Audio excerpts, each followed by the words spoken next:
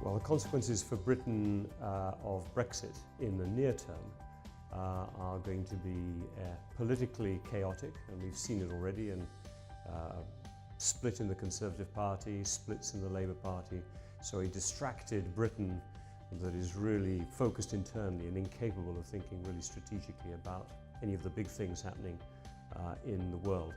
We're also going to see a British economy that performs less well than it should do and less well than its peers. We've seen the British economy has been about 1 percentage point of GDP growth off from its partners since the Brexit vote. In the medium term, it all depends on what kind of deal the UK gets. If it can strike what I would call a sensible Brexit with the rest of the EU, then Britain's economy will probably trail for a little while behind the rest of the EU's while it adjusts it. But in the medium term, Britain's got good demography, a strong financial sector, strong on technology, strong on higher education. In the medium term, actually, I think the UK will do okay. Where it won't do okay, probably or as well, is on its international influence. Britain's been a player globally, still a member of the UN Security Council, still a member of NATO, all of those things. But detaching itself from its core regional market, which has such clout in the geo-economic world we have today, is going to leave it scrambling more to try to be influential. And as it scrambles, it'll scramble more to try and be in sync with Europe. So the irony is, Britain is going to leave the EU to spend more time focused on Europe.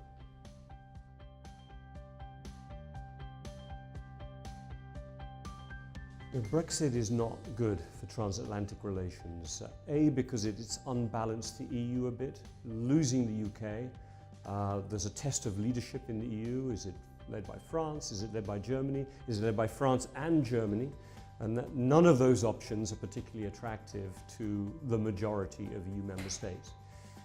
It also coincides, Brexit coincides with a rise of much more sovereigntist, much more nationally minded governments, not just in Central Eastern Europe, but some strong parties with these views also in Italy and really in Northern Europe as well, Finland, Sweden, etc. So Brexit departing is at a time of greater contention inside the EU. It both drives it and is going to make it more difficult to resolve. And because you'll have a more fractious EU, that makes the transatlantic relationship more complicated, because actually standing up to a much more mercantilist, assertive America, and America first America, is very difficult when you're divided internally. So Britain's departure is not good. It will lose, of course, also an internationally minded country and may make Europe a little bit more, the European Union, a little more inward looking, a little bit more parochial.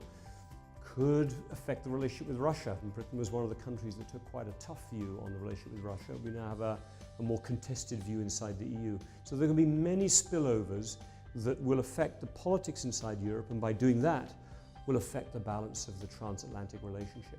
The UK will be a less good spokesperson for the EU to America as well, because its voice will not be at the table.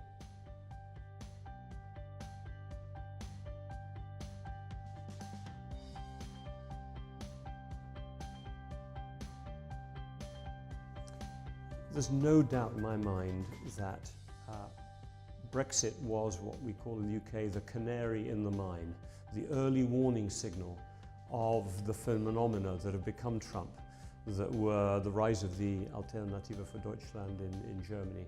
There had been the rise of Five Star and the Lega Nord to actually take over power in Italy.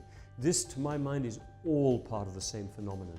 It's interesting that there were many Americans who were big supporters of a much more muscular nationalist American foreign policy that saw Brexit as the first debate, put money into the Brexit debate. It was the Americans, ironically, not the Russians, that probably had some influence externally on the Brexit outcome, because I think there's a desire to turn away from what Trump calls the political correctness of a kind of neoliberal West that's lost touch with identity, with sort of Judeo-Christian culture that puts primacy on citizens over immigrants. You know, all of those more identity-based as well as economic left-behinds based debate was visible in Brexit, was visible in Trump, and is visible in what we're seeing in the rise of populist parties across Europe. And it's all part of one big package in my mind, which is a loss of trust in governments that championed globalization, but did not know how to adapt their own countries to deal with globalization. And so while we kept saying, oh, Britain's growing at 2.3% of GDP, well, some people in Britain were benefiting from that, but many were not. And so, in a way, Brexit was the first example of a wave that's going to take a long time to recede.